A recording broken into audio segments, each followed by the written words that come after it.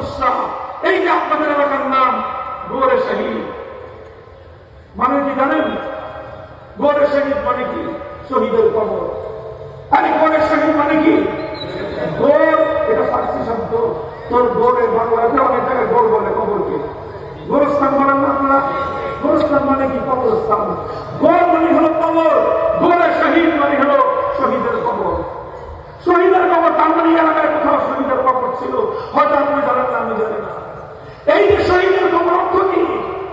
আরে ভাই, শহীদের কবর তোমার পূর্বপুরুষ হয়তো 200 বছর আগে, না হয় 300 বছর আগে, না হয় 500 বছর আগে আল্লাহর জমিনে আল্লাহর দ্বীন জিন্দা করার জন্য আল্লাহর জমিনে জীবন দিয়ে রক্ত দিয়ে দিনের ঠান্ডা সমুন্নত করে শহীদ হয়েছে। এই জন্যই তো গোরে শহীদ হয়েছে। কথা বলেন ঠিক না বেঠিক? কাজেই আমরা শহীদের সন্তান, তোমরা শহীদের সন্তান। আমার বাড়ি যেখানে আমার জন্মস্থান, ওটার নাম ঢাকার আজিমপুর গোরে শহীদ। আমিও গোরে শহীদে থাকি।